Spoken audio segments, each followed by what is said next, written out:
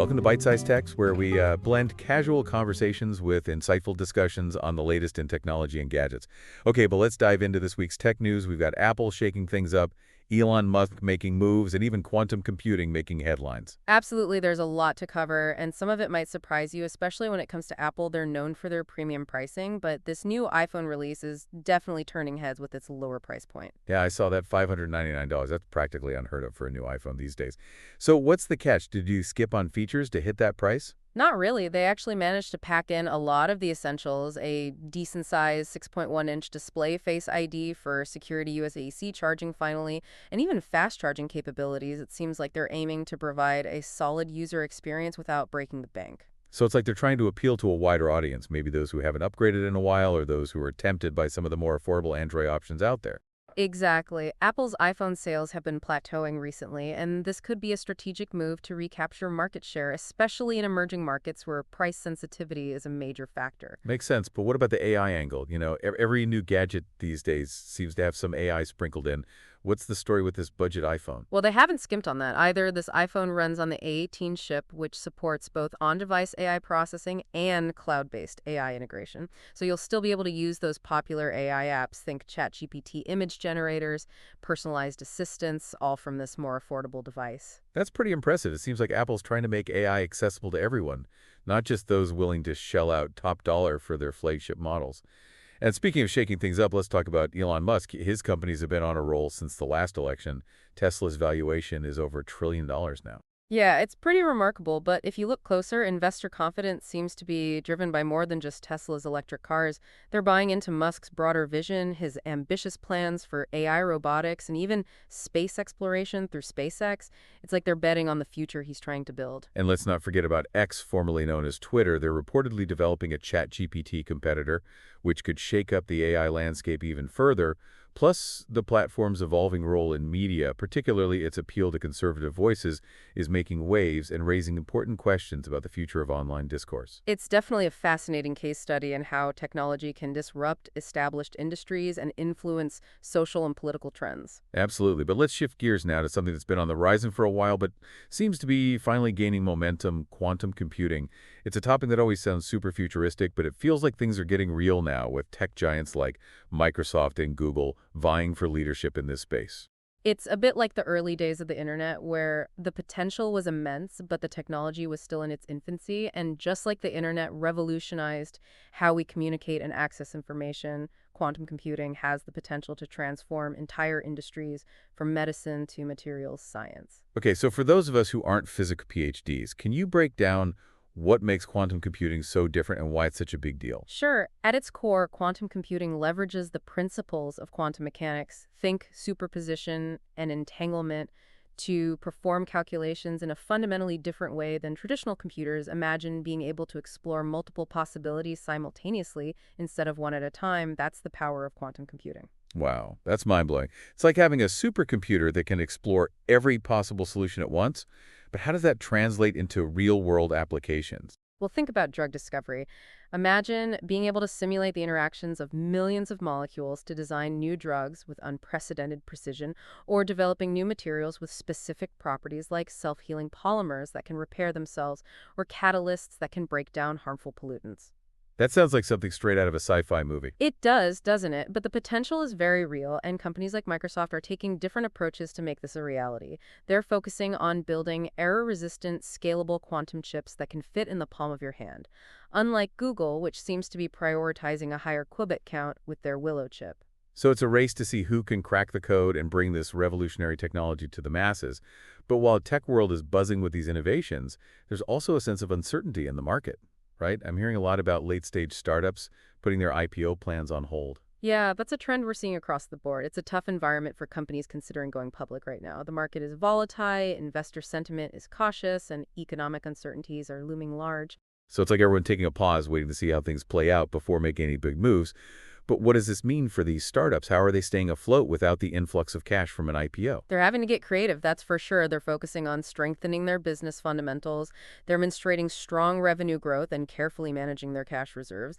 It's all about proving their resilience and their ability to thrive, even in challenging conditions. It's like they're battening down the hatches and preparing for a storm, but also using this time to fine-tune their products and make sure they're in a prime position when the market stabilizes. Exactly, and some are strategically engaging in mergers and acquisitions, consolidating their position within their respective industries. It's a classic case of strength in numbers. By joining forces, they can leverage each other's strengths and navigate the market's turbulence more effectively. Smart move.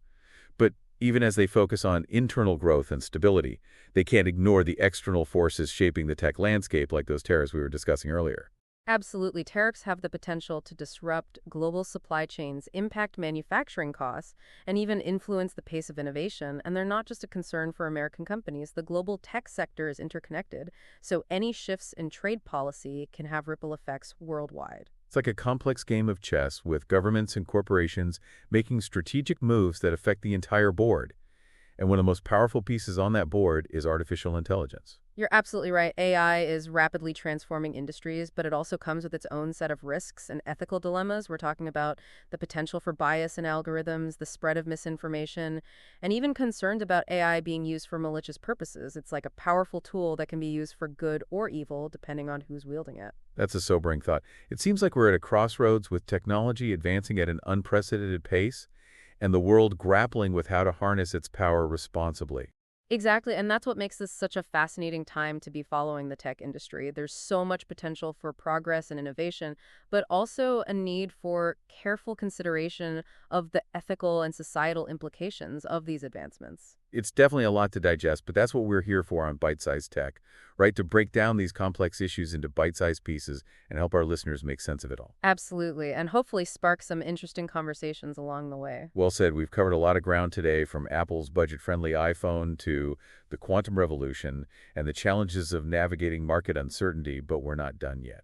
Stay tuned for part 2 of our deep dive, where we'll delve deeper into some of these fascinating topics and uncover even more insights.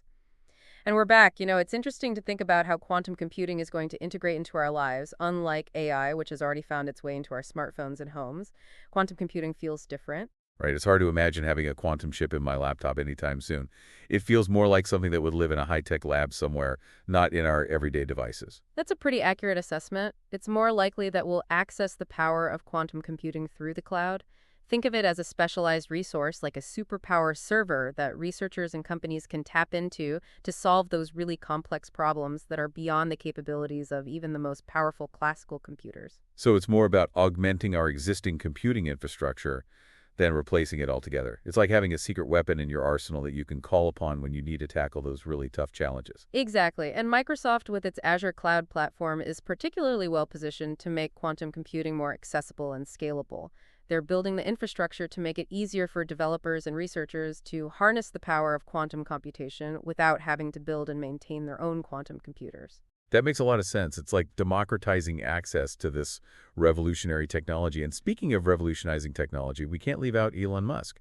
He seems to be on a mission to reshape the future, and not just with electric cars and space travel. His vision is much broader than that. He sees AI as a fundamental force shaping the future, and he's not afraid to push the boundaries with projects like Tesla's self-driving technology and Neuralink's brain-computer interfaces. It's like he's trying to accelerate human evolution with technology. It's definitely a bold vision, and not without its critics, but you can't deny that he's shaking things up and forcing us to think dearly about what's possible. And let's not forget about X, his revamped version of Twitter. It's become a hotbed for conservative media, which has some people concerned about the potential for echo chambers and the spread of misinformation. It's a valid concern. The platform's evolution has definitely sparked a lot of debate about the role of social media in shaping public discourse, and the fact that they're reportedly developing a ChatGPT competitor adds another layer of complexity to the story. How will they ensure that their AI-powered tools are used responsibly and don't contribute to the spread of harmful content? That's a big question, and it highlights the importance of ethical considerations in AI development.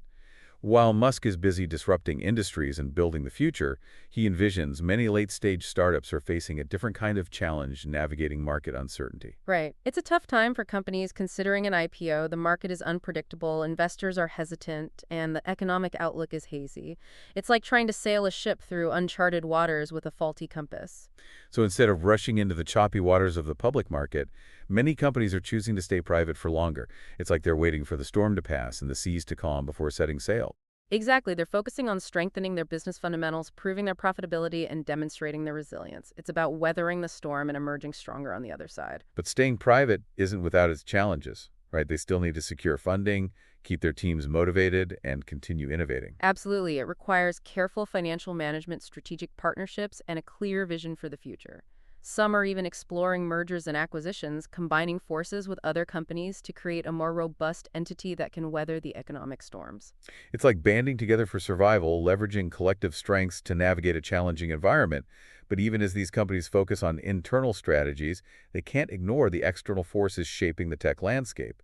And one force that keeps coming up in our conversation is tariffs. Tariffs are like a wild card in the global tech game. They can disrupt supply chains, increase manufacturing costs, and even stifle innovation. And the tech world is so interconnected that what happens in one country can have ripple effects across the globe. It's like a delicate ecosystem, and any sudden changes can throw things off balance. Exactly. And one of the most powerful forces shaping this ecosystem is, of course, artificial intelligence. It's hard to overstate the impact of AI. It's already changing how we live, work, and interact with the world. But as AI becomes more sophisticated, it raises some important ethical questions. We're talking about the potential for bias in algorithms, the spread of misinformation, and even the possibility of AI being used for malicious purposes. It's like a powerful tool that can be used for good or evil, and we need to be mindful of both its potential and its risks. It's like opening Pandora's box. You can't put the genie back in the bottle, but you have to figure out how to control it. Exactly, and that's why we need to be having these conversations about AI ethics, about responsible development, about transparency and accountability. The future of AI isn't predetermined. It's up to us to shape it in a way that benefits humanity. Well said. But that brings us to the end of part 2 of our deep dive. We've explored some fascinating topics from the mind-bending world of quantum computing to the disruptive forces of Elon Musk and the challenges of navigating market uncertainty in the tech world. But we're not done yet.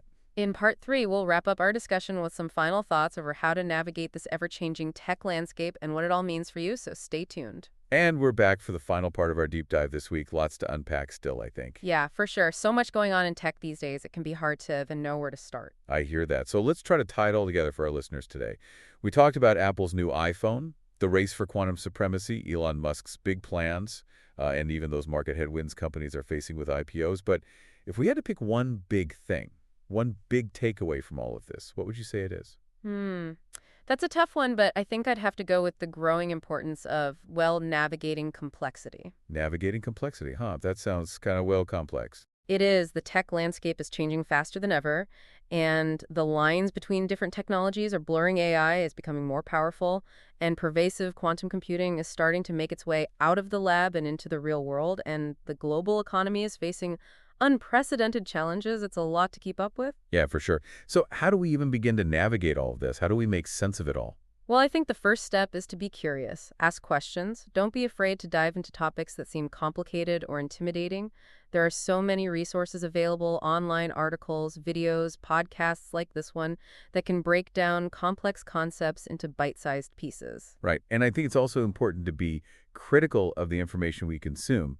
Don't just accept everything you read or hear at face value.